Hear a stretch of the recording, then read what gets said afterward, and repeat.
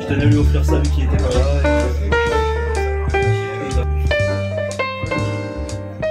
Pour ceux qui ne connaissent pas la boutique, je crois que c'est votre cas, Catherine. Voilà, vous habitiez tout près, en effet. Et on existe depuis 18 ans maintenant. Et depuis une dizaine d'années, on organise régulièrement des rencontres avec des réalisateurs, réalisatrices, des auteurs, autrices, des comédiens. Pas autrice. Non. Une D'accord. auteure. Oui, une auteure. Oui, sans E, évidemment. D'accord. Parce que moi, je dis toujours que j'ai de la hauteur. D'accord, avec un Il n'y H. a pas de E. D'accord, ok. Et vous, si vous voulez en français, tous les mots en heure, non pas de, il ne faut pas défigurer le français à D'accord. cause de féministes hystériques. Et Ça commence bien. On commence sur les chapeaux de roue. C'est génial. qui ne comprennent pas le français. En D'accord. plus, tous les mots de l'émotion sont des mots féminins en Exactement. heure, la peur, la terreur, la frayeur. Oui, tout à fait. C'est Oui, bien. oui, tout à fait. La pâleur, la blancheur, la rougeur. En fait. Ouais. Il y en a Ouais. plein, il y en a au moins 50 féminins en heure sans E. D'accord, c'est noté. Bon, si on fait ces erreurs-là ce soir, vous nous pardonnerez quand même. Moi, Vous nous reprendrez. interdit qu'on m'affuble d'un nom bleu. D'accord. Fait que, alors que j'ai voulu être une auteure, ça je consens à dire une auteure, mais vous devenez une auteure, là Ouais. ça baisse, vous voyez comme ça, Ouais. ça vous diminue. Oui, ça Donc avoir diminue. de la hauteur, là ça vous élève. D'accord, on va essayer de rester à ce niveau-là. Alors, on va essayer, hein. On va y arriver. Donc voilà, donc vous l'avez compris, on a ce soir avec nous Catherine Breillat. Voilà, parce qu'on profite en fait de sorties de films en DVD, parce que nous on est tout au bout de la chaîne. De la vie d'un film et sort ces jours-ci en DVD l'été dernier, donc le dernier film qui sort chez Pyramide Distribution. Donc on est ravis d'avoir ce film-là, on est ravis de vous avoir. Et puis je mets juste en avant, après j'arrête son promo, mais c'est un ouvrage que je trouve totalement réjouissant. C'est un livre d'entretien avec Muriel Il Joudet. paraît qu'on vient d'avoir le prix du syndicat de la critique Ok. du meilleur film de cinéma de l'année. Le meilleur film ou le meilleur Livre. Du meilleur livre, d'accord, ok.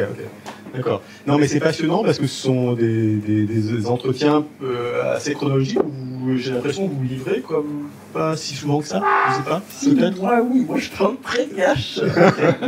Mais bon, c'est passionnant pour voilà. Justement, je veux dire, moi je parle très très très très cash alors que D'accord. je ne suis pas prudente comme on dit.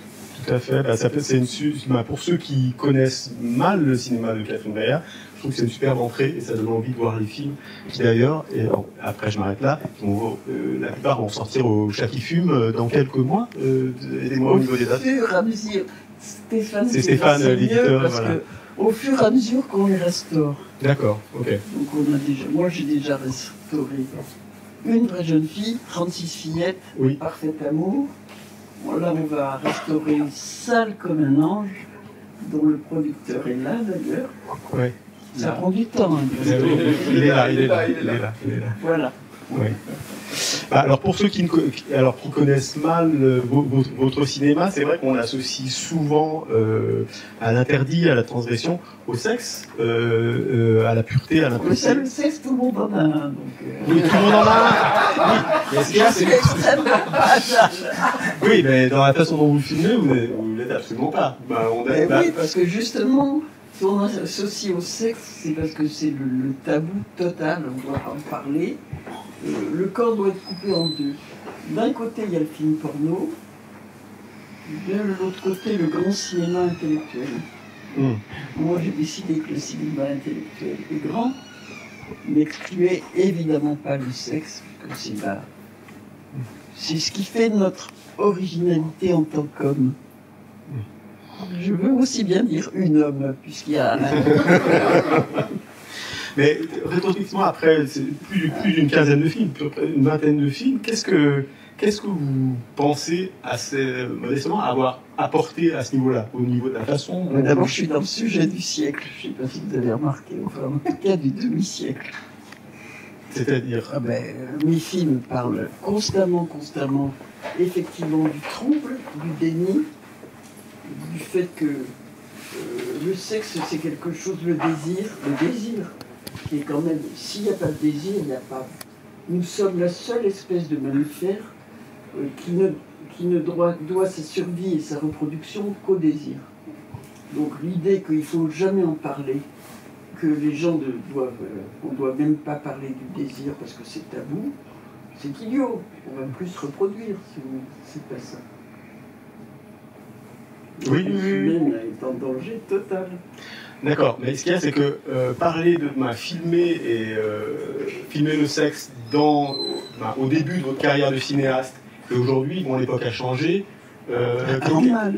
Alors, ouais, donc, voilà, quel est votre regard là-dessus, sur le rapport aux images, la façon dont la sexualité et le sexe est filmé? Quel regard vous avez sur l'époque, sur notre époque, aujourd'hui, 2023? Il faut combattre les Savonarols, les Tartuffes, les néo-macartismes, qui, après, finalement, quelque chose qui était formidable, enfin, moi qui dis entre guillemets, parce que la parole anonyme est quelque chose qui me fascine pas entièrement. Mais disons que le mouvement MeToo était positif. Les gens se rendaient compte, et moi, ça m'apportait quelque chose pour mes films. Parce qu'on m'a toujours dit que j'aimais pas les hommes, que je les montrais, que c'était pas vrai, que c'était caricatural. Et on s'est quand même rendu compte que j'étais pas du tout caricatural. Mais ce mouvement a été un cataclysme et il y a un retour de bâton qu'on peut considérer que c'est très bien, mais tout que ça va prendre conscience de certaines choses, qu'il est tout à fait bon de réformer, enfin pas comme Pol Pot, hein, pas à la Hachette, un peu tendrement quand même. Alors, je sais pas si le c'était à la Hachette, mais c'était pas. Si, c'était à la Hachette. Oui, bien sûr. Hein? Oui, non, on va pas faire le génocide. Mais bon, la réforme, ça doit être un peu, certes, droit, mais bon, quand même pas. Vous trouvez là que le balancier est allé trop loin, qu'on est dans. C'est une évidence. Presque tous les hommes sont coupables. Ouais. Tous les metteurs en scène sont coupables. Qu'est-ce que, sans entrer un peu dans le débat, mais le débat actuel là, qui traverse le cinéma français, vous qui avez traversé une histoire du cinéma français, encore une fois, quel regard vous avez là-dessus? Est-ce que ça peut être salutaire à un certain moment Quand vous avez des ânes pudibonds, moi j'ai toujours dit que quand on tourne une scène d'amour, par exemple, tous les mouvements qu'on peut avoir de peur d'être pornographique ou n'importe quoi, ça désigne tout ce qu'on essaie de, quand les acteurs font des faux mouvements pour essayer. C'est moi qui harmonieusement cache des parties du corps qui sont pas belles. Je fais ça avec des mouvements de caméra et tout, mais si eux ils ont des mouvements frileux et tout, mais ça désigne ceux qu'ils veulent cacher. Alors il faut comprendre qu'aussi si on fait une scène d'amour, elle a un sens. C'est pas juste une scène de nu comme appelaient les acteurs imbéciles qui d'ailleurs devaient les refuser. Une scène de nu, ça n'a aucun intérêt. Et par ailleurs, vous avez énormément évolué aussi dans la façon dont vous filmez les scènes d'amour. Là, quand on regarde, on va revenir dans l'été dernier, mais où les scènes de sexe sont, j'ai envie de dire, sont des scènes de visage.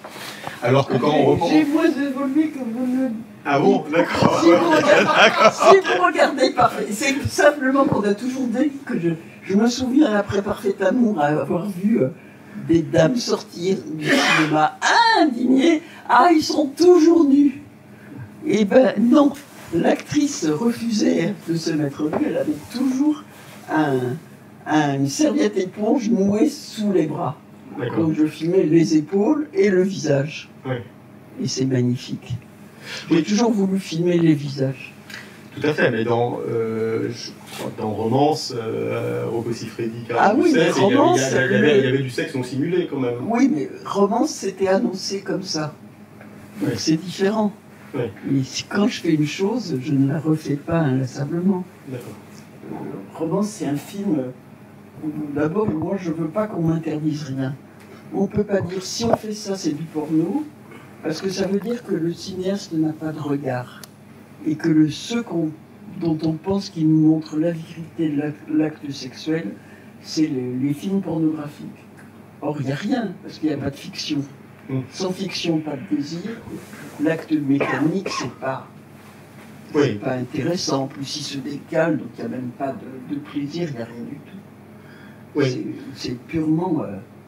Oui, vous avez tout un discours sur la pornographie aujourd'hui. C'est des vraies questions sociétales quand même aujourd'hui, du rapport d'une formation, d'une sorte d'éducation sexuelle, sentimentale, par le biais de ces images quand même. Il y a toute une génération qui est affreux parce que justement il n'y a pas de sentiment, il n'y a pas de fiction. Donc c'est pas... Oui, c'est ça. Il y a des scénarios qui sont minces, mais il y a des... Non, non, il y a des jeux qui sont grossiers, eux. Non, il n'y a pas de jeu, le scénario est pire que mince, donc ça c'est... Il fallait quand même faire au moins un film, bon, il y a l'Empire des Sens, bien sûr, où on pouvait montrer et le sexe et l'âme. Ça c'est hyper important. Et je pense que les cinéastes avaient presque comme devoir de le faire pour montrer que on n'est pas comme ça, on n'est pas comme dans un film porno quand on fait l'amour. On est tout à fait différents. Oui, mais est-ce que le cinéma peut le montrer? Bien sûr, parce que je le fais. Oui. non, mais c'est vraiment une gageure, cette histoire-là. Moi, je me rappelle de certains cinéastes, je ne citerai pas, où on voit le moment d'un scène d'amour et on voit que c'est complètement casse-gueule, qu'ils n'y arrivent pas, que c'est... Voilà. C'est très compliqué, parce qu'on a peur. Je peux vous dire, les acteurs ont peur, et moi j'ai peur. Parce que c'est vrai qu'il y a une intimité dans laquelle on en entre par effraction, et très très vite on peut se dire qu'on va faire de l'érotisme, ou de la pornographie, ou de l'érotisme soft. Et il faut qu'il y ait ce que vous détestez. Le mot érotique est à peu près le mot que je déteste le plus. Ouais. Ah oui, donc il faut qu'il y ait de l'émotion. Moi je suis un cinéaste d'émotion. Quand je me fais mes scènes d'amour, il faut qu'à un moment je reste fixé à mon combo et bouche bée, quoi. Et que tout le plateau soit sidéré. Je me souviens quand on avait tourné une scène de Sale comme un ange avec Lio et Brasseur. Bon, elle avait, alors c'était important, c'est là que j'ai commencé à filmer comme j'ai filmé. Moi, j'ai besoin de montrer comment sont les corps. Après, la seule chose qui m'intéresse, c'est les émotions de ces corps-là. Donc, il faut qu'on voit comment ils sont, ce qu'ils font. Et j'avais un grand travelling. Et en fait, on voyait d'abord Lio en plan, elle avait une robe rouge et elle avait sa culotte en bas des pieds. Et ensuite, on faisait la scène, et je dis, ils étaient persuadés qu'ils allaient se mettre nus. Moi, les gens sont toujours persuadés qu'ils vont se déshabiller. Je les déshabille s'il faut, mais c'est pas ça qui m'intéresse. Et je leur avais dit, vous savez, et ça je l'ai redit à Caroline aussi à une scène, contrairement à ce qu'on croit... Caroline Dusset. Moi, je déshabille pas tellement les gens. Mais moins on en voit, plus ça sera intime et plus les émotions que vous allez donner aux spectateurs et qu'on va voir ne seront pas simulées, seront donc justes, et c'est des émotions intimes, puisque c'est les émotions amoureuses physiques. Et je me souviens, Lio, ça avait été absolument incroyable, parce que quand on a fini la scène, tout le plateau était en état de choc. Laurent Dayan avait l'œil collé là, il y avait toute la marque, et quand on a dit couper, tout le monde était en état de sidération, parce qu'on a l'impression qu'on assiste à quelque chose qu'on n'a jamais vu. C'est ça qui est important, qu'on voit quelque chose qu'on n'a jamais vu de nous-mêmes. Là, je parle de l'été dernier, de la façon dont vous avez travaillé sur l'été dernier. Il y a aussi des moments où on était bouche bée. La scène dite de Marie-Madeleine en extase. Mais voilà, alors ce qu'il y a, c'est que il y a une grosse partie de votre travail qui est inspirée aussi par la peinture. Ça, c'est important là. Depuis le début, parce que une vraie jeune fille, je suis partie avec 4 personnes, je ne savais même pas ce que c'était qu'un raccord. Je n'avais fait aucune école et je ne savais rien. Donc de quoi je me suis inspirée? De l'hyperréalisme américain. Et bien du coup, les plans sont signifiants parce que le cinéma, c'est le cadre. Et l'émotion qu'on met dedans. Il faut l'émotion, mais il faut le cadre. Il y a le cadre, même si c'est hiératique, ça va très très bien raccorder, parce que le plan est signifiant. Et les peintres ne se trompent pas. Ils ont beaucoup plus de temps pour faire leur toile et faire des esquisses et tout ça, et composer la toile que moi. Alors je m'en inspire énormément. Les obliques, la manière dont ils mettent la tête, tout ça, je m'en inspire beaucoup, beaucoup. Mais on sent très clairement, là encore une fois, dans l'été dernier, cette scène d'amour, même la scène de fin, où il y a un vrai travail avec votre chef-op, Jeanne Lapoirie, un travail sur la lumière, sur les corps, la couleur des corps, l'incarnation, tout ça. Ça a l'air très chorégraphique, très composé, très composé. Et je pense que pour les comédiens, c'est pas si facile que ça. C'est pas si facile que ça de jouer l'abandon. C'est très difficile. Parce que comme c'est non seulement chorégraphié pour que toujours je vois, bon, on élimine des corps ce qu'on ne veut pas voir, que toujours je vois l'âme, c'est-à-dire que les visages, je les ai toujours plein cadre pour la caméra. Donc, mais par exemple la scène entre les jambes, qui commence comme ça le plan. Alors, c'est dessiné un V comme ça, et bien c'est pas du tout évident. Parce que pour que ça soit joli, c'est très très compliqué, très difficile à tenir comme position. Et en plus, il ne fallait pas voir détail. Je me suis aperçu que si on laissait naturalisme, on voyait la poitrine de Léa dans le V des jambes. Et ça, c'était pas une image, c'était pas limpide. Mais parce que pour ceux qui n'ont pas vu le film, quand même, on retrouve après une conversation un peu champêtre, où il y a des choses véritablement franches qui se disent. On passe de Léa qui écrase une arme et à jeune homme qui est entre ses jambes. Voilà. Et donc il fallait que comme ça, mais il fallait pas voir les seins. Vous imaginez bien que tout d'un coup c'est une image surchargée, triviale. Il fallait que ça soit très graphique, qu'il y ait de la pureté. Et là, Léa a été obligée de prendre. Mais c'était impossible à tenir. Et il faut s'abandonner, et il faut être juste, et il faut oublier tout et s'offrir totalement toutes ses émotions à la caméra. Vous l'avez fait faire plusieurs fois. 14. Voilà, c'est ça. Je crois. Oui, enfin, c'est rien par rapport aux 22 fois de Roxane Mesquida dans À ma sœur, 22 fois, 22 minutes. D'accord. Oui, c'est un plan de 22 minutes. Ouais. Parce que les imbéciles qui pensent que Roxane est juste belle et donc bête, ils ne savent vraiment pas ce que c'est de faire un plan sublime qui est une scène culte de 22 minutes. Il faut quand même être une actrice un peu plus hors du commun qu'elle a été très méprisée, Roxane. Alors qu'elle est géniale, elle est formidable. Elle est juste beaucoup trop belle. Donc il faut se venger en disant qu'elle est bête. Ce qui m'a interpellé, et vous en parlez dans beaucoup d'interviews aussi, c'est la façon dont vous filmez vos comédiens, encore une fois dans ce film, parce qu'on est déjà dans les derniers, mais de face. C'est-à-dire qu'il y a énormément, on voit très peu de profils, et on voit une composition, encore une fois, des cadres qui est très... pourquoi parce que le cinéma, je vous dis, c'est le cadre, et l'émotion, c'est les yeux. Dès que les acteurs se mettent de profil, c'est du théâtre.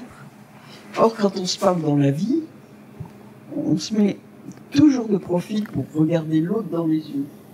Mais là, c'est le spectateur qui doit avoir vos yeux. Oui, on peut imaginer un chant contre chant, par exemple. Oui, mais s'il y a une table au milieu, mais s'ils sont comme ça, non, il faut absolument pour moi que je coupe pas le plan. Donc, je le chorégraphie aussi. Et ce qui est très amusant dans le cinéma, c'est que tout est artificiel, mais totalement artificiel pour qu'on les voit de face. Et ça paraît naturel. Si il y a un moment où Léa monte l'escalier, elle le monte à l'envers avec des talons aiguilles et en très en colère et tout.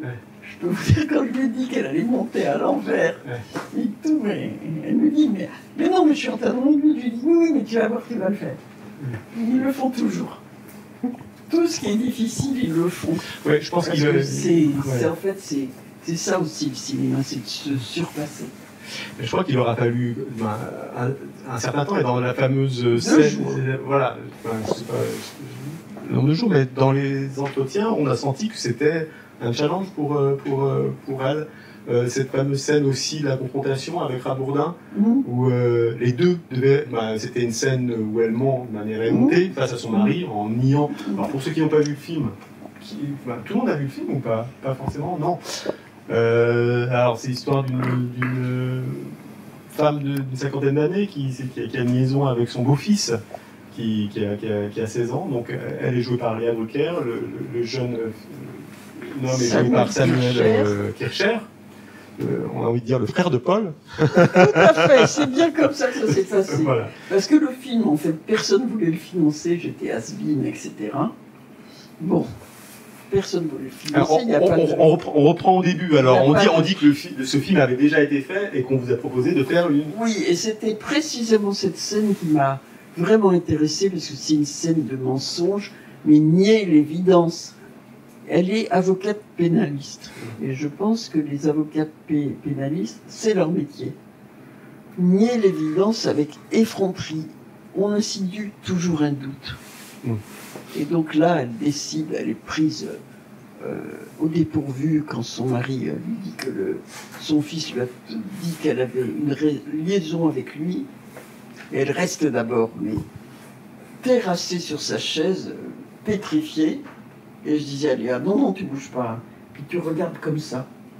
Droit, et tu bouges pas. Tu ne lèves pas un sourcil, tu clignes. Ah oui, les clignants d'yeux aussi, vous verrez. Il n'y en a pas. Oui, vous en avez horreur. Et je vous jure que les gens vous assurent, mais non, mais on est obligé de cligner des yeux. Alors je dis non. Quand on est dans la scène, on cligne pas de l'œil, parce qu'on regarde comme ça, droit. Et quant au sourcil, c'est quand vous cherchez votre texte. À ce moment-là, on hausse les sourcils. Parce que cette scène, spontanément, un comédien aurait eu envie de la jouer avec les tripes, avec la colère, avec voilà. Et vous leur avez demandé tout le contraire. Oui, parce que je lui ai dit, les mots sont déjà terribles. Si tu les craches comme ça avec tes tripes, t'es une mégère, et moi les mégères, bon débarras. Hein. Il faut que tu sois glacial, au contraire. Que tu sois une énigme, que tu fasses rêver. Alors d'abord, je lui ai dit, comme Kim Novak. Ouais, la référence à Hitchcock est présent. Hein. Oui, mais c'est à cause de ça, c'est à cause de la violence des mots dont je voulais qu'elle garde un visage limpide et qu'elle soit belle. Et donc, et après, je me suis rendu compte qu'elle était beaucoup plus, vu son genre de visage, type Piedron, dans Marnie. Ouais. Et puis, je me suis rendu compte que le personnage, mais tout ça, c'est fait en filmant. Hein. Je n'avais rien prémédité. Ah oui, d'accord. Même à l'écriture du personnage. Mais non, moi, c'est ma patte à modeler. C'est sur le plateau que je vois tout. Parce que vous êtes confronté au fait que la caméra, vous pouvez la mettre là et pas ailleurs. Que c'est là qu'on chorégraphie tout et qu'on voit tout. Qu'on voit à quel point c'est horrible si on s'emporte. On joue comme du happening. Le cinéma, c'est autre chose. En plus, je m'approche tellement près des visages que l'émotion, elle doit être contenue. Cette scène est incroyable. Cette scène est incroyable parce qu'on voit vraiment en plus Rabourdin petit à petit se décomposer, le doute s'instiller comme ça. Et d'une colère et d'une assurance comme ça, il passe à un doute, mais pourquoi? Et la progression de la scène est assez incroyable. Oui, j'avais dit aussi à Léa, tu comprends, il faut la moduler cette scène. On l'a tournée sur 3 jours, puis la scène dans le film danois, l'actrice Trine, elle est formidable. Donc, il y avait le challenge, était qu'on ne nous dise pas qu'on était grotesque. D'accord.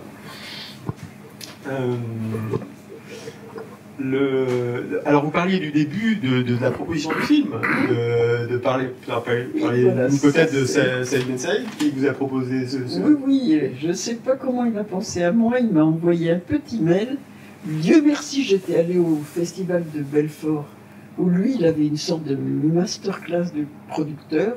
Je l'avais écouté, il disait que lui, il venait jamais sur le plateau embêter les metteurs en scène qui travaillaient, c'était leur métier. Il ne venait pas. Par contre, il est très intervenant au montage, je confirme. Oui, mais au casting aussi. Oui. Intransigeant au casting aussi. C'est-à-dire que c'est lui qui vous a, qui vous a pas imposé Léa Drucker, mais qui vous a Non, je l'ai refusé pendant 1 an. Oui, voilà, bon, voilà, c'est ça. Oui. Quand l'actrice pour laquelle j'avais écrit a eu peur de faire le film, à ce moment-là, bon, j'ai vu les 2 actrices. J'ai beaucoup hésité entre l'une et l'autre, qui étaient libres pour... on était, nous, le nez sur le tournage. Et là, d'abord, Léa m'a parlé du scénario, et ce qu'elle me disait était assez formidable. J'ai demandé à la voir, et quand je l'ai vue comme moi, je voyais le regard constitue. Un metteur en scène, il voit les acteurs d'une certaine manière. Tel que les metteurs en scène avaient vu Léa, elle ne me convenait pas. Dès que je l'ai vue en vrai, je me suis dit, oui, elle est pour moi. Déjà, j'ai la première scène avec elle. Et qu'est-ce que vous avez dit? Qu'est-ce qu'elle vous a dit? Qu'est-ce qu'elle vous a dit? Qu'est-ce qui vous attend? Et moi, je l'ai défendu. Regarde les acteurs, je m'en pars d'eux. Et là, je vois que ça, c'est ce que j'aime. Et je ne le savais pas que je l'aimais. Je ne le savais pas. Et dès que je l'ai vu, je l'ai su. Mais parce qu'il y a des, dans le DVD, il y a des bonus très, très intéressants de scènes commentées par Léa Drucker. Oui. Elle commente la scène du bar, par exemple. Oui. C'est très émouvant, parce qu'elle livre quelque chose de très personnel, et dans cette scène, elle s'en rend compte, et elle le met au service du jeu. C'est assez beau la façon dont... je sais pas. Mais Léa est formidable. Je ne savais pas, je croyais qu'elle était très conventionnelle, figurez-vous.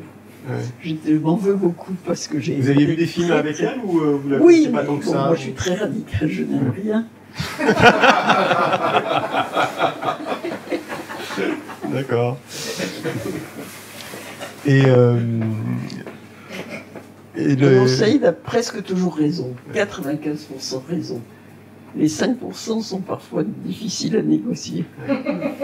Vous avez toujours eu des producteurs qui avaient à forte poigne? Non. Non. Mais là, j'ai l'impression que vous avez bien aimé. Ah ben, j'adorais. Ouais, travailler avec lui. Ah ben oui, on s'adore. Et pourtant, d'abord, des fois, il parle, il est glacial et glaçant. Mais moi, quand je lui parle glacial et glaçant, il m'en veut pas, il trouve ça normal. Moi, j'ai beaucoup plus de mal, je dois dire. Ouais. Mais non, mais il a presque toujours raison. La preuve, je vais faire un autre film avec lui. Ah. Alors que j'ai tout de même le choix et que, il est pas, oui, évidemment, il est impitoyable. Il ne pense qu'au cinéma, c'est sa vie. Et il est inflexible, il est aussi dur avec moi que je suis dur avec les acteurs. Alors après tout, chacun son tour. Hein. Et au montage, apparemment, lui était intraitable.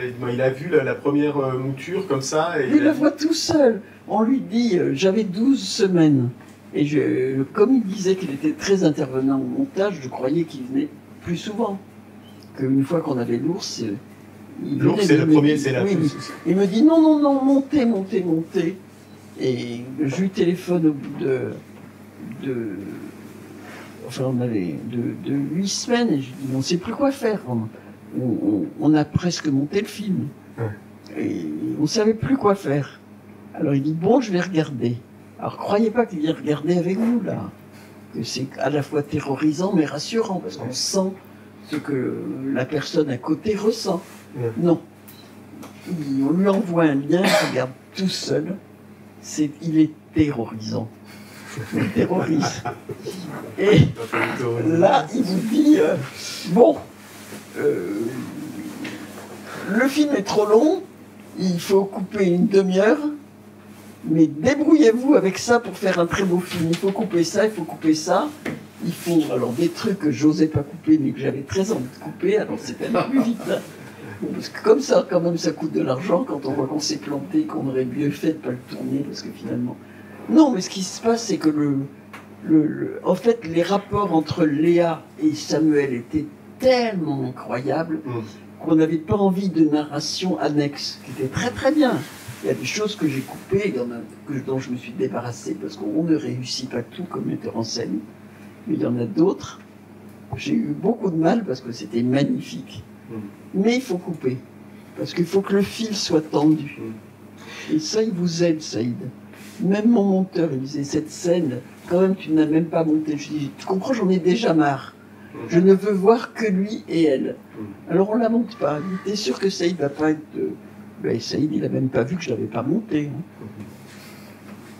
Et c'est pour ça, alors si vous avez des questions, préparez-les déjà, parce que je prête ça à en poser. Mais non, mais je trouve remarquable l'écriture aussi des personnages secondaires et des l'histoire. Déjà comment s'ouvre le film sur cette confrontation qui nous met déjà dans le personnage, la confrontation de cette jeune fille qui a été violée. Et comme, j'aimerais bien que vous nous parliez de ça. Et la jeune fille aussi qui est victime d'inceste, on imagine évidemment, et Clotilde Courreau en personnage secondaire. Donc il y a tous ces sous-histoires, ces personnages secondaires, mais qui soutiennent le récit à chaque instant et qui nous donnent des éléments. Moi, je voulais dès le début faire l'ouverture avec elle et cette jeune fille. Parce que j'avais déjà fait le casting, je l'avais trouvée avec ce regard très très doux, ses cheveux, Marie Trintignant et tout. Elle était absolument incroyable. Là, elle est très différente du film danois où elle a du rouge à lèvres et qu'elle va très bien, alors que Robin, elle va pas bien. Ça se voit. Ça se voit, oui.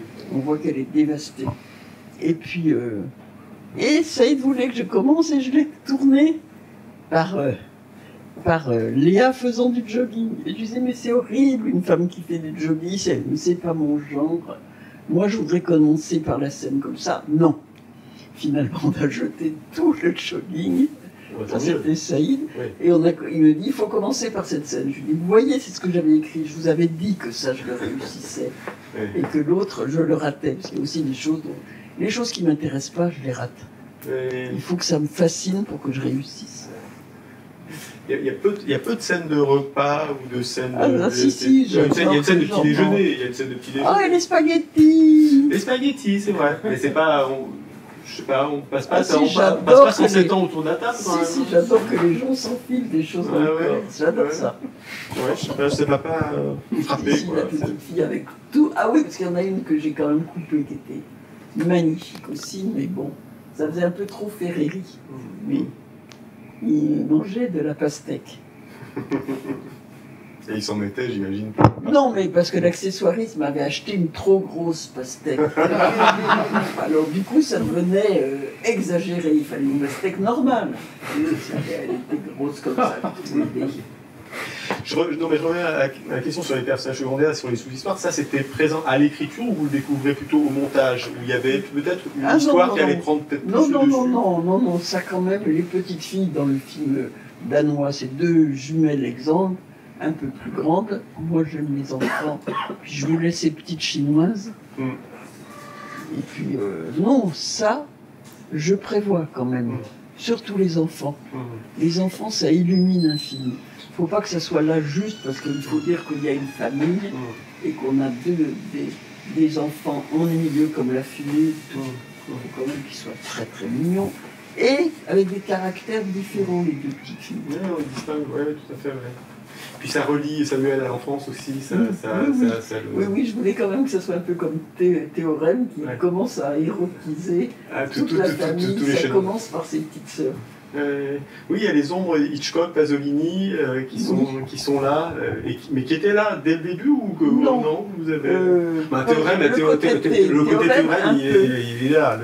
Mais par exemple, la scène où ils prennent le petit déjeuner, où Rabondin dit qu'il va prendre une semaine avec son fils, où elle arrive en jogging, puisqu'il a les petites choses. Mais qu'est-ce qu'il y a de si drôle à faire du jogging? Je ne comprends pas. Non, mais c'est très bien quand ça reste comme ça. Mais avant, il y avait quand même qu'elle faisait le jogging. Moi, je la trouve très bien le jogging quand elle arrive. Oui, mais quand elle court le long de la scène, c'était horrible. Léa ne sait pas courir. C'est pas comme ça qu'on présente une femme. Moi, je voulais la présenter sublime. Oui, elle va quand même séduire un petit jeune. Il faut qu'elle soit d'emblée, on sache qu'elle est belle.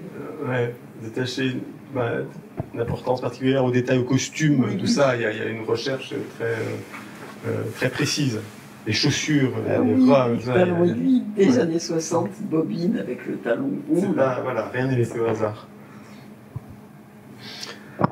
Des questions? Allez-y, profitez-en. J'en ai encore. pour ceux qui ont vu le film ou ceux qui ne l'ont pas vu peut-être.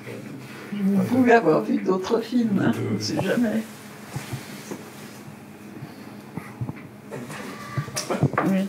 Moi, j'ai regardé le film au salle et la première fois que le Théo fait l'amour avec l'actrice, le plan est toujours, je me souviens, est toujours sur le visage de Théo.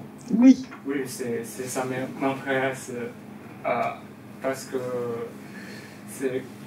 on se doute toujours quand on fait l'amour avec la femme, comment elle regarde sur nous. C'est intéressant parce que le plan sur le face de Théo peut-être un peu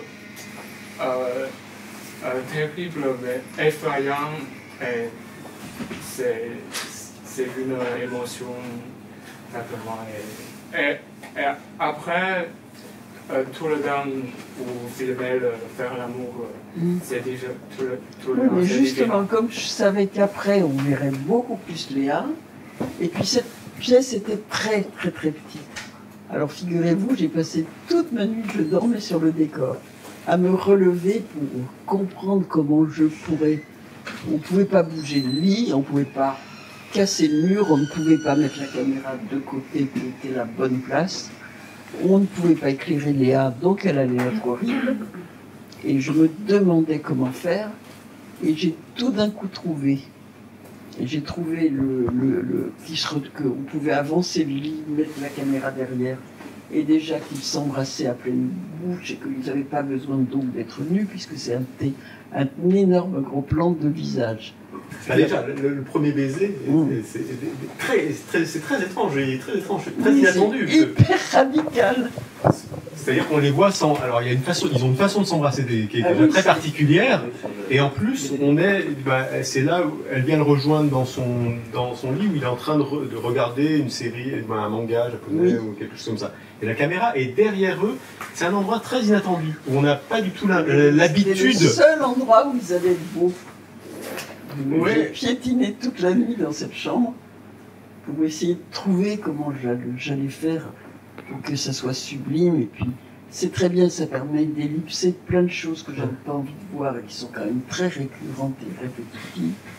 Puis c'était rigolo parce qu'ils avaient peur. Samuel passait son bac le matin. Dans la vraie vie, hein. Oui, faisait sa première scène d'amour au cinéma l'après-midi. Ils avaient très très peur. Léa avait très très peur. Elle n'a jamais fait de scène d'amour de sa vie au cinéma. Non, jusqu'à la garde, il n'y a pas de scène d'amour. Non. Et donc elle avait elle aussi très peur, mais ils ont été formidables avec moi, les acteurs. Et vous voyez, ma première assistante me dit que là, elle est sur un film avec une coordinatrice d'intimité qui, ça c'est des tartuffes, des docteurs diaphorus, c'est des autoproclamés sans diplôme, d'une science qui n'existe pas, d'une morale qui est du moralisme qui est la leur, et s'il y a une chose dont on ne parle pas avec ces personnes-là, c'est le cinéma. Et Gabrielle, qui s'appelle Gabrielle, ma première assistante, me dit « Mais j'ai compris, c'est purement juridique, c'est les producteurs pour se... » Et alors le film, elles ne savent même pas ce que c'est. Il y avait un baiser qui devait être donné, et Gabrielle me dit, la coordinatrice, qui est un dictateur, me dit « Combien de secondes ?» Vous avez vu ça? Combien de secondes? Et alors que ça se trouve au montage, le nombre de secondes. On ne les économise pas. Et moi, pour Léa et Samuel, je leur ai expliqué comment j'allais faire le plan, qu'en fait je ne les déshabillais pas. Oh, grand soulagement.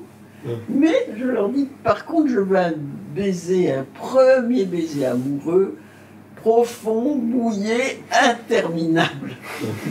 C'est donc l'inverse des coordinatrices d'intimité. Ah ben c'est sûr que oui. Mais même combien de secondes interminables. Je dis, sinon vous recommencez, alors vous avez... Recommencer un baiser interminable. Hein? Oui, non, recommencer un baiser interminable, c'est... Mais même le dernier baiser, on est entre de la salive, de la mort, Oui. des chats, Vous voyez ça avec des coordinatrices. Oui, non, c'est compliqué à Qui ne parlent que des culottes à triple épaisseur. Enfin, c'est leur seul langage, c'est ça. Oui, après, ça vient après. C'est pas pour ça que les acteurs font du cinéma. Ah ben, alors, Faut je sais pas, mais bon. ils le font parce qu'ils espèrent faire des beaux films. Oui, mais on n'a pas envie de, je sais pas moi, qu'un tournage comme le dernier Tango à Paris soit. Non, mais c'est des Baileys et des Trissotins en plus de Non, des mais Tartuffes, enfin. Non, mais je suis d'accord avec vous. C'est un cauchemar, il faut tuer ces gens-là. Leur demander des diplômes, leurs diplômes, elles n'en ont pas. C'est des imposteurs qui coûtent très cher au film, parce que 800 € par jour. Hein. Non, mais et maintenant, non, mais Catherine, de ce qui s'est passé par exemple sur le tournage du dernier Tango de Bertolucci avec Mara Schneider, aujourd'hui, c'est difficile d'être d'accord avec ça quand même. Et moi, j'y étais sur le dernier Tango. Oui, je sais, c'est pour ça que je vous en parle. C'est pour ça que je vous en parle. Oui, mais c'est pour ça que je vous en parle. Moi, je défends Bertolucci. Ah oui, oui, d'accord. Tout à fait. Ok. Parce que quoi, il y a une mode de beurre qui tout de même est purement symbolique. Le problème de Maria a été d'abord Maria, il faut comprendre aussi, elle a été propulsée sexe symbole mondial. Elle avait aussi un lourd passif avec sa famille, pas reconnue par son père. Elle avait quand même une construction psychique très erratique et très très fragile. Et ensuite, déjà quand je suis arrivée le lendemain, dans la loge maquillage, coiffure, on ne parlait que de la mode de beurre. Mais bon, si vous regardez la scène, elle est purement symbolique, il n'y a rien. Par contre, toute la vie de Maria, elle allait au restaurant, on mettait une mode de beurre sur la table, par exemple. Oui, bon, ça oui. Alors là, vous dites que... Et puis quand il y a un tournage tellement intense comme ça, puis qu'on devient star, vous savez, ce à quoi on ne pense pas, et moi j'y pensais pas du tout, mais on l'a eu avec Samuel, comme le film était en état de grâce, et ben du jour au lendemain... Oui, il accède à la notoriété. Non, mais c'est pas que ça. C'est que du jour au lendemain, il ne se passe plus rien dans votre vie. On n'a plus d'émotion, on n'est pas regardé, on vous dit que vous êtes sublime. Tout d'un coup, on redevient normal, pas regardé. Et bien, il y a une espèce, c'est comme un baby blues du film. On est en état de dépression.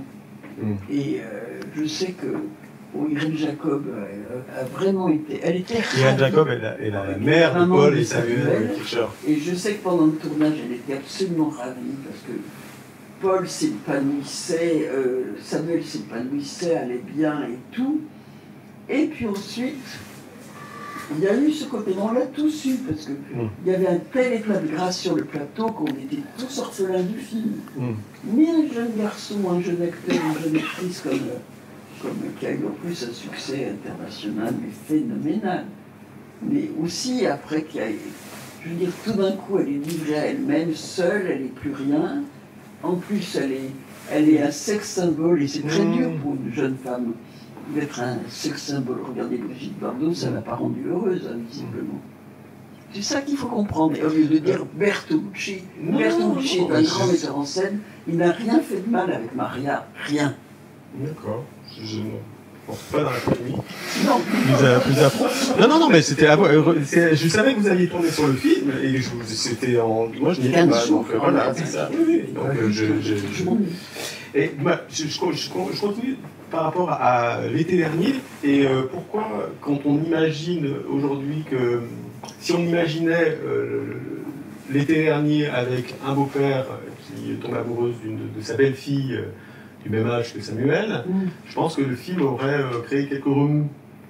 Qu'est-ce que vous en pensez ? Oui, il en crée déjà. Non, il en crée déjà, mais je pense qu'il aurait été attaqué fortement. Je dis toujours que je ne suis pas là pour donner des leçons ou réformer la société. Je ne suis pas assistante sociale, je suis cinéaste. Oui, tout à fait. Mais, Catherine, mais ce qu'il y a, c'est que on envisage. Vous avez bien conscience. Non mais à l'époque, non mais tout à fait, mais aujourd'hui, vous auriez fait un film d'un beau-père de 50 ans qui a une maison avec sa belle-fille de 15 ou 16 ans, je pense que le film aurait été plus attaqué. Qu'en pensez-vous ? Pas forcément. Pas forcément. Parce que là, il est attaqué parce que, si vous voulez, moi je biaise avec les choses. Le film danois est très très moraliste. C'est une prédatrice, donc on sait qu'elle est du côté du mal. Là, c'est le jeune homme qui, quand même, elle cède. En réalité, elle ne le poursuit pas de ses... C'est quand même, elle finit par céder. Oui, c'est elle qui le dit. C'est lui qui le dit, c'est vous l'adulte, c'est toi l'adulte. Oui, mais après, c'est quand il va dans la scène, et là, c'est quand il va dans son bureau. Mais quand il dit ça, tout ce qu'il dit, c'est du déni. Il y a plusieurs manières. Là, vous me dites, les paroles, comment c'est joué? Comme une scène d'amour entre les deux. C'est vrai, c'est vrai. Alors, les paroles, et ça, c'est le déni total. Moi, je travaille beaucoup sur le déni. Et toute cette scène qui, dans le film danois, est au premier degré, c'est-à-dire qu'il vient vraiment dans le bureau en lui disant c'est toi l'adulte et il la menace. Alors que là, on voit bien que ce n'est qu'un prétexte. Le prétexte qu'il a trouvé pour la revoir, et en fait, il la veut. Ouais, tout à fait. Et il ne veut pas avoir été jeté, il veut compter, il veut la dominer, enfin lui, et pas qu'elle le domine, et que sans arrêt elle lui dit t'es jeune, tu oublieras et tout. Ben non, il ne veut pas oublier. Parce qu'après tout, un premier amour, si c'est comme le jeune Werther, il peut en mourir. Alors qu'on vous dit, bon, t'es jeune, c'est amour, c'est rien. Question. Non, pardon. Et vous savez, les gens qui sont moralistes et qui veulent être moralistes avec les films, mais ils m'indiffèrent totalement. Oui, non, mais on sent bien que votre film, il est à un autre endroit. Oui, parce qu'on voit bien qu'elle cède, on voit bien que quand il revient, on voit bien qu'à un moment, c'est une histoire d'amour. Est-ce qu'on peut dire à Macron que, après tout, il avait 15 ans, elle avait autorité sur lui. Est-ce qu'on a vraiment envie d'inviter Macron ce soir à discussion? Pour les questions d'âge et de séduction illicite, ça peut être une grande histoire. Est-ce que vous aviez vu Clément d'Emmanuel Berco? Non. Non, vous en avez entendu? Oui. Non.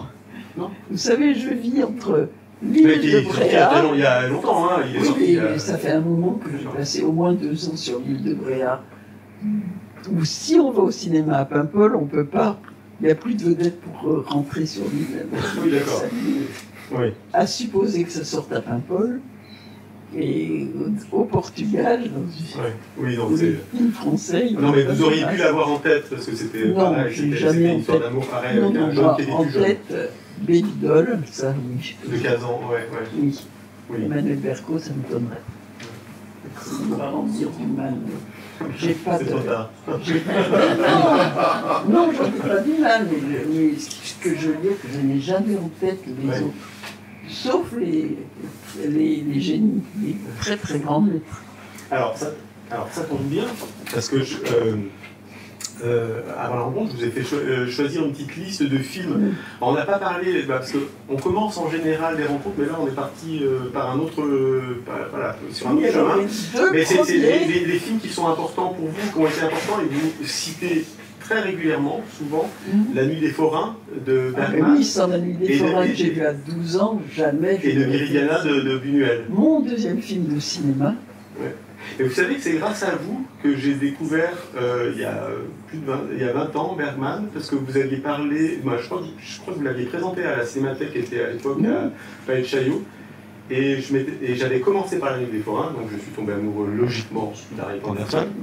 Et après, j'ai enchaîné avec toute la rétro, et vous avez été un peu ma porte d'entrée. Et là, il y a un petit hommage à Bergman quand il y a les deux sœurs et quand elles ont des visages collés l'une à l'autre. Oui, c'est évident. Les personnages aussi, c'est absolument magnifique. Les visages, tout Bergman est magnifique. De toute façon, il n'a quand même pas raté un film. Pas beaucoup, oui, non pas. Mais d'ailleurs, vous parlez, moi je pense souvent aussi au silence, on ne parle pas souvent de ce film. Oui. Qui est incroyable. Oui, incroyable. C'est incroyable. Lost Highway, je m'en sers aussi beaucoup depuis que je l'ai vu. Ouais. Je mets des offres à basse dans mes. D'accord. Que vous n'entendez pas, mais qui vibre. Ouais. Alors, qu'est-ce que vous m'avez mis dans la liste? Mouchette, de Bresson. Ah, mais oui, ça. Tout Bresson, pareil, ou Mouchette Tout Bresson, mais Non. Mouchette particulièrement. Mais Mouchette, ouais. Parce que vous savez bien que j'ai une passion pour les jeunes filles au cinéma, Ouais, bah oui, avec quelque chose de frauduleux, ouais. ce qui va avec la jeune fille. Vous l'avez vu à quel âge, Mouchette? Je ne l'ai pas vu. Enfin si, je l'ai vu très très très tard. Je l'ai vu après À ma sœur. D'accord. Ah Oui. oui, d'accord, ok. Et non, je ne l'ai pas vu, mais rien que de voir l'image de Mouchette dans Elle, il y avait un espèce de gros plan, vous voyez cette petite fille qui regardait par en dessous, qui avait un visage si volontaire, ça me faisait rêver. Là, vous faites un film. Ça, c'est le fondement de toutes mes jeunes filles. Le moteur, quoi. Oui. Et après, je dois dire que je l'ai vu, le film. Et c'est magnifique. Et très, très, très immoral. Une immoralité, parce que... Ouais, je sais pas s'il est immoral, il est cruel, quoi. Il Non, a une non, non, cruauté. elle referme les bras sur son violeur. Ça, c'est immoral. Elle le retient. Je crois. Ou j'ai inventé. Je vais revoir Mouchette. Je vais revoir Mouchette. Moi, je me rappelle surtout de la scène où elle roule voilà, dans la rivière, où elle sent... Ça, c'était... Je sais pas, il y a des... Elle referme les bras sur lui. Oui, je crois. Il y a un rapport très, très... Je vais revoir Mouchette. Parce que Comme j'ai un dans peu... Désir meurtrier d'Imamura. C'est mes deux immenses frustrations.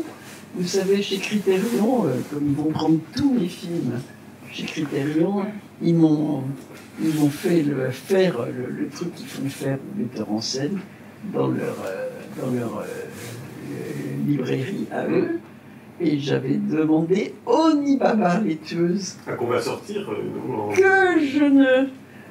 dont j'ai un souvenir incroyable, mais je ne me souviens pas du tout du film. Et L'été meurtrier, que je veux absolument... Non, Désir... Non. Désir meurtrier. Désir meurtrier. Vous avez dit L'été meurtrier. Oui, j'ai fait un lapsus, excusez-moi. L'Imamura, qui est aussi grand choc. Et oui, Vous m'avez mis dans la liste aussi Thème de Kiarostami.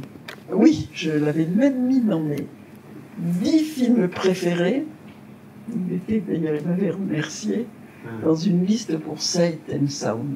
D'accord. Et c'est magnifique, on a l'impression que ça va pas être bien. C'est dans une voiture et puis il y a cette femme. Moi je suis allé en Iran, hein, j'ai un rapport très très proche à l'Iran. Où je suis allé faire un discours dévastateur. Oui, le discours que je pouvais faire aux coordinatrices d'intimité, je l'ai fait en Iran. D'accord, ok. Mais ça ressemblait à quoi la teneur du discours, c'était... Dévastateur. Oui, d'accord. Bon. Mais Quel était le thème? Vous présentez votre cinéma ou... Non. C'était une conférence organisée par la fille de Rafsanjani au moment un peu avant les élections, parce que c'était les libéraux. Et ils avaient peur que ça soit l'autre plus conservateur. Oui, qui gagne. Et donc ils voulaient faire une conférence sur les femmes au cinéma. Place de la femme au cinéma, utilisation du corps de la femme au cinéma, le corps de la femme au cinéma, enfin c'était toujours une déclinaison de toujours les mêmes thèmes. Et ça devait être des metteurs en scène françaises qui devaient y aller, pas moi évidemment. Et en fait, tout le monde s'est décommandé, ça devait être sous l'égide de l'ONU. Et finalement, il y a juste une observatrice qui est venue. Et je pense que c'est Kiarostami qui a donné mon nom, justement. D'accord, ok. Je ne savais pas pourquoi on me disait que j'étais une amie. J'avais absolument jeté le tout. Et il fallait écrire donc un discours de 10 pages sur ce thème. D'accord. Donc moi, j'ai décidé que je ne suis pas avocat, je ne suis pas philosophe. C'est là qu'on voit que l'art est politique, finalement. Oui, vous n'êtes pas philosophe, mais bon, vous arrivez très bien à parler de cinéma et du cinéma en général. Oui, quand même, faire un discours sur tout ça, ça m'énervait, je trouvais que c'était toujours le même sujet. Alors j'ai fait le discours, alors d'abord j'avais pas choisi le sujet, je les avais accumulés, puisque c'était une déclinaison toujours de la même chose. Pour nous faire dire, le monde n'a pas changé, qu'on utilisait les femmes dans le cinéma, le corps de la femme, donc condamner tout ça, bien entendu. Bon, moi j'ai parlé, évidemment, c'est très très... Je parle quand même de Bénidol, et à la fin je finis par l'Empire des Sens. Oui, d'accord. En disant que... Ouais, en Iran, ouais, c'est sûr que ça fait bouger les choses. Non, je sais pas, ça... Oui, et puis il ne faut pas confondre que le cinéma est un art moral, et qu'il ne faut pas confondre ça avec le moralisme. Du tout. Bon, et moi j'estimais qu'au nom de l'art, que de toute façon, dans le XVIIIe siècle français, les acteurs étaient considérés comme des prostituées, non pas sexuellement, mais parce que leur corps était leur outil de travail et qu'ils donnaient à voir au public leurs émotions. Ça n'a pas changé, ça. Non, c'est sûr. Il faudrait quand même qu'on dise un peu que les acteurs ont fait de leur corps leur outil de travail, et bon, ben, s'en servir n'est pas un crime. Mais je réfléchissais je pensais à la façon dont Abbas Kiarostami dirige, je trouve, les enfants. Parce qu'on a pu un peu lui reprocher dans certains documentaires je sais pas si c'est de sadiser, mais comment dire, de faire sortir des choses assez dures d'enfants qui étaient même envoyés à la maison. Vous voulez que je vous dise avec Anaïs, qui, quand elle est justement violée, et elle avait très très peur, parce qu'elle avait failli être violée dans un McDonald's, et elle avait très très très peur de la scène. Et Anaïs Rebout dans À ma sœur, à la fin elle est violée, et je lui dis, écoute Anaïs, tu sais, on va faire une scène, les adultes vont hurler de peur, et nous on va s'amuser. Justement de leur faire peur. Et là, vous êtes en train de me dire, le spectateur doit tout croire, doit avoir peur, doit croire que les gens sont tués, assassinés, violés, doit croire au malheur, mais tout ça, c'est de l'illusion. Oui, dans certains documentaires de Kiarostami, c'est pas de l'illusion, c'est un dispositif dont il arrive à faire accoucher des choses par des comédiens qui sont quand même des enfants des collégiens. Après, moi, je trouve ça incroyable. Mais le fait est qu'il y a un dispositif qu'on peut trouver aussi limite, contestable, c'est tout. Voilà, oui, mais enfin, donner que de la bêtise à voir aux gens, ça, je ne sais pas. Là, on est dans la nuance. Mais voilà, c'était juste un questionnement. Voilà, c'est tout. Nymphomaniac. Oui, j'aime beaucoup. Et j'ai pas, voilà, je vais pas m'inquiéter contre son personnage de Charlotte Gainsbourg sur Nymphomaniac, par exemple. J'adore Charlotte Gainsbourg, qui a quand même le courage et le culot de jouer ça. Au moins, elle, c'est une actrice. Ouais, vous l'avez jamais fait tourner? Mais figurez-vous, je m'en veux, parce qu'il y a eu un malentendu entre elles. Une vieille maîtresse, je lui ai proposé. Et son agent, que j'adore, par ailleurs, Dominique Besnier, avait peur de moi. Il avait dit, oui. Ah mais Catherine, qu'est-ce qu'elle va faire mon actrice. Alors donc, il n'avait pas vraiment osé lui donner, il lui avait dit que le scénario n'était pas écrit. Et j'étais allé la voir et il m'avait dit, c'est irrefusable pour une actrice. Et en même temps, j'avais pas de réponse de oui formellement. Oui. Et comme j'avais décidé que la première qui dirait oui serait celle qui le ferait. Ça a été Asia. Et je pense que c'était mieux Charlotte, parce que d'abord c'est une très grande actrice et puis elle est bon. C'est incroyable ce qu'elle donne à la caméra, je trouve. Bon, en même temps, j'aime beaucoup Asia dans une vieille maîtresse, parce que j'ai quand même un côté futif et que j'aime le côté très très beau, très vénéneux de cette beauté vénéneuse. Mais je pense que Charlotte, c'était plus subtil.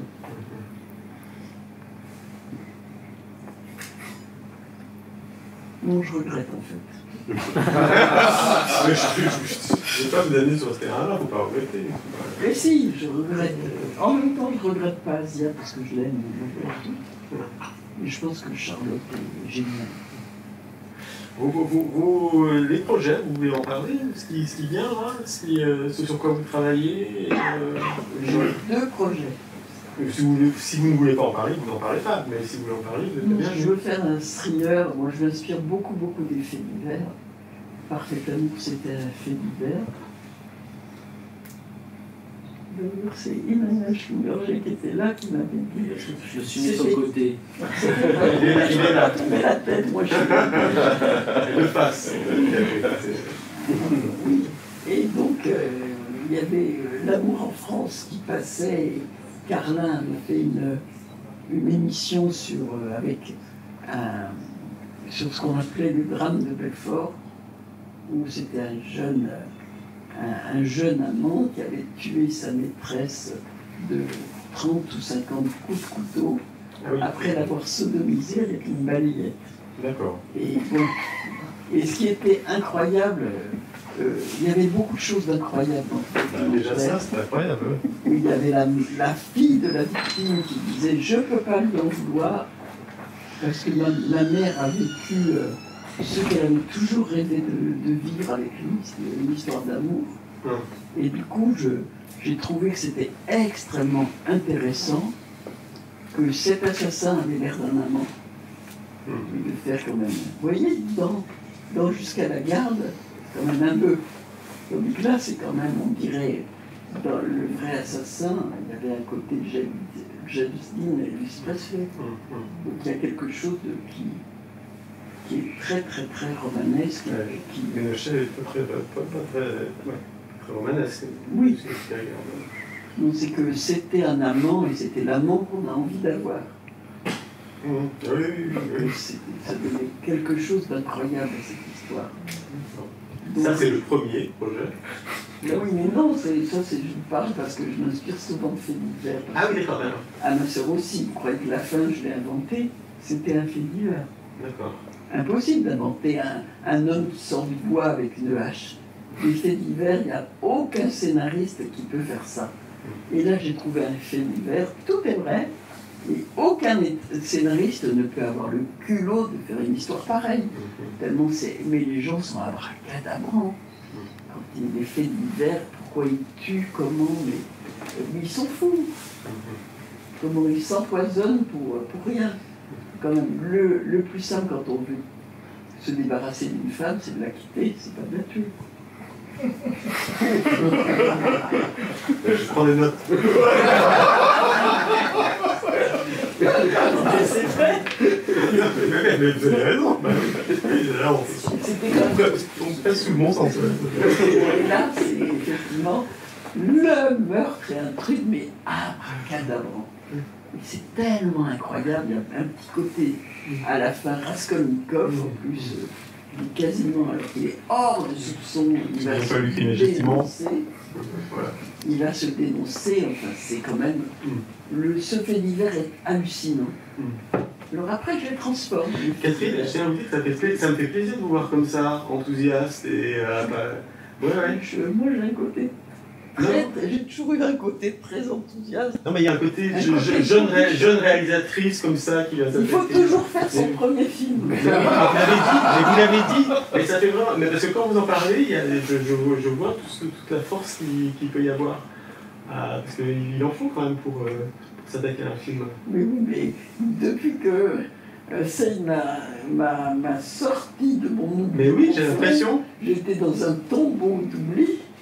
Et je m'étais résignée, puisque quand même, Jean-François Le Petit, mon producteur, il n'arrivait plus à monter les films, il faut quand même dire ce qui est. C'est-à-dire, Saïd, il n'a pas réussi la première année. Et il a fait le film, Jean-François ne l'aurait pas fait avec un financement aussi petit. Vous avez vu le générique, très élégant. Il n'y a pas d'argent. Donc on remercie à peu près personne. Mais là, maintenant, vous êtes redevenu bankable. On espère, il faut voir encore. D'accord. Mais bon, normalement, ça devrait être plus facile. Mais quand même, il a eu que des refus. On a eu finalement Canal+ et l'Avance sur Ossec. Pas une chaîne hertzienne. Je pas familier des montages, tout ça, mais bon, j'ai l'impression que c'est un peu faiblard. Quoi. Ouais. Pas mais rien, pas une Sofica, pas une chaîne hertzienne, pas la région, rien. 2 financements, mais d'argent vraiment de ces 2 financiers, ça fait pas 1 million. Et vos films en coûtent combien? Moi, je sais faire des films. Comme je suis très enthousiaste, comme vous avez pu voir, en fait, j'adore la pression, les gageurs, impossible. Ouais. Je dis toujours, moi, pour le cinéma, à l'impossible, on est tenu. Ouais. Et c'est tellement amusant. Et votre budget moyen, c'est quoi? Bon, c'est toujours beaucoup moins bien, 2 à 3 fois moins que les autres pour faire, si possible, mieux. D'accord. Bon, les dernières questions. Catherine, avant que vous dédicaciez les quelques DVD, quand même. Mais bien sûr, ça va être un grand honneur et un grand plaisir en plus. Il y a des bonus sur ce DVD. Mais oui, moi j'ai remercié Pyramide déjà, Naomi qui a fait un travail formidable. Et il y a une leçon de cinéma qui est géniale. C'est pas De leçon de cinéma de Catherine qui date de 2001. Oui.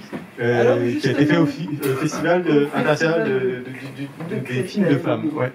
Oui, parce que je m'entendais. Avant, elle me détestait, les féministes, parce que j'étais pas politiquement correcte dans le féminisme. Et puis il y a Jackie Buet qui, elle m'a comprise. Donc, du coup, elle voulait que, pour la première fois que j'allais dans ce festival, donner une masterclass. Et le lendemain, commençais à tourner Bref Traversée. D'accord, bien. Mais Au Havre, je crois. Et on embarquait sur le bateau en direct, parce que tout est en direct. Il n'y a pas de figurants. Les figurants, c'est les passagers du bateau. Et donc, j'ai fait la masterclass, et après, j'ai pris un taxi, j'en ai roulé toute la nuit, et le matin, je tournais. Non, mais c'est assez passionnant, et bon, c'est une belle réflexion sur le cinéma. Je trouve presque, j'ai envie de dire, trop courte. Vous n'avez pas fait un abécédaire? Hein? Vous n'avez pas fait un abécédaire? Je crois dans le livre de Claire Couseau. Pas mal de livres qui sont consacrés. D'accord. Il y a le livre de Claire Couseau, Indécence et pureté. D'accord. Très bien. Il y a le livre de David Vass, qui s'appelle Un cinéma du rite et de la... Ah oui, oui, on l'a vu. Très bien. Ouais. Il y a un essai belge qui s'appelle Breya les yeux, le ventre, qui est très bien. Au début, j'étais sceptique, mais en fait, c'est très bien. Bon, il y a le livre de Claire Vassé, Qui vous interviewe. Corps amoureux. Et il y a un livre que j'ai découvert qui a été fait par un professeur à Manchester, David Douglas Keyes, je crois qu'il s'appelle. Et c'est lui qui m'a fait découvrir que Kim Gordon était une femme. Parce que à la question « Qu'est-ce que vous emporteriez dans une île déserte ?» réponse « Le livre de Catherine Breillat sur Catherine Alors je sais pas qui est Breillat. Kim Gordon, mais... Oui, c'est Kim Gordon, elle a fait la musique du film du coup. Ah oui, d'accord, ok.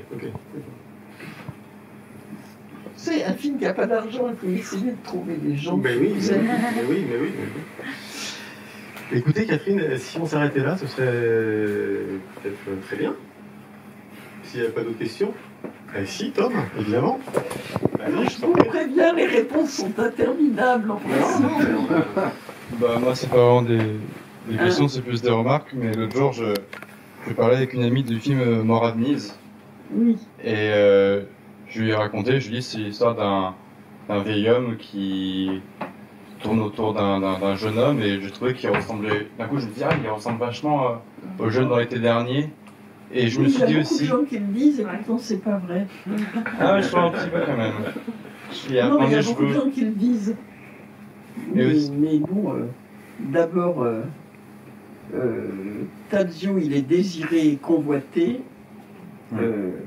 Théo désirant et c'est lui qui convoite. Ça fait quand même une différence notable. Ah, mais je suis tout à fait d'accord. Je trouvais que justement c'était ça que c'est presque une autre version, enfin, quelque chose d'autre qui est pratiquement quelque chose qui est raconté dans le dernier. Il a beaucoup de grâce. Il est danseur, hein, Samuel. On voit qu'il est très félin. Ah oui, d'accord. Oui, on voit que le corps, il est très félin quand il se déplace. Et puis bon. Et puis aussi, il a une grâce incroyable. Il est aimé abandonné à la caméra, mais d'une manière que j'ai jamais vu ça. Où, pas un muscle qui tressaille, il est offert, quoi. Ça, c'est génial. J'étais folle amoureuse des gros plans de Samuel. D'ailleurs, je lui ai fait monter des gros plans interminables. Oui. Je ne crois pas qu'il y a un jeune homme qui a des gros plans de 3 minutes et demie, des close-up, dans un film. Enfin, c'est les cheveux, moi, qui me faisaient penser un peu aux deux acteurs. Et aussi, une dernière chose, mais je trouve que Léa Drucker, dans le film, elle ressemble vachement à Kim Gordon, justement. Enfin, il y a un plan, quand elle conduit juste avant l'accident. Ah oui, sur la musique de Kim Gordon, justement. C'est juste une remarque. Je sais pas si c'était, je sais pas, un accident ou une coïncidence. Ça m'a fait vachement penser. Peut-être des coïncidences, parce que, si vous voulez, les gens qui se ressemblent finissent par se ressembler aussi un peu physiquement. Il y a quelque chose qui se dégage de ce qu'on est, de la personnalité. Regardez, quand j'ai tourné par exemple Sexist Comedy avec Anne Parillo, personne n'est plus différent de moi qu'Anne Parillo, qui est très physique. Et quand je suis revenu, j'ai montré à mon fils qui avait 12 ans une photo qui était publiée dans Studio. Et je lui disais, regarde Paul, c'est mon actrice. Il me disait, non, c'est toi, maman. Non, regarde, c'est mon actrice. Non, c'est toi, maman. Et c'est vrai qu'elle avait fini par me ressembler. Alors que je ne lui ai pas du tout demandé. Et qu'on n'a pas essayé. Il y a quelque chose comme ça. Parce que quand les films se font avec tellement d'exaltation, tellement de grâce et tout, ben, finalement, tout le monde infuse dans l'autre. Et c'est pareil, les techniciens, ils deviennent moi. Ils finissent par avoir mon regard, on finit par être un seul corps qui fait un seul film. Ouais, après, je pense qu'il y a quelque chose aussi du comédien qui cherche son personnage et qui regarde le réalisateur aussi. Ouais. J'ai toujours ce souvenir de Isabelle Huppert qui avait trouvé son personnage dans TikTok de Serge Boson en regardant Serge Boson, une sorte de pile électrique comme ça sur le plateau. Et elle a une manière assez mimétique, elle s'est imprégnée, et je pense que ça doit être souvent le cas. Pour un peu de faiblesse, Isabelle m'a Bah dit, jeune, en tout cas, je ne veux pas être toi. Je lui dis non, il n'en est pas question. Tu es Maud, tu n'es pas moi. Et en fait, il me dit, puis je veux pas, moi j'allais écrire les rires, et moi je ris avec des i. Je fais toujours i. Jamais ah. Il me dit, je ne veux pas rire en i. Non, tu vas pas rire en i. Moi j'écris ça comme ça parce que c'est moi. Mais bien entendu que non. Et bien elle rit en i. Non, il y a un mimétisme qui se fait sur le clavier. Et qui doit rassurer le comédien aussi, je pense, qui doit chercher. Mais qui fait qu'aussi les films sont un peu jumeaux parce qu'il y a des liens entre toutes mes actrices dans le fond. Lola Creton, elle ressemble beaucoup à Caroline, même voix. Oui, c'est vrai. Catherine, on va s'arrêter là et on va vous remercier. Merci beaucoup d'être venue à la boutique. Merci beaucoup à vous.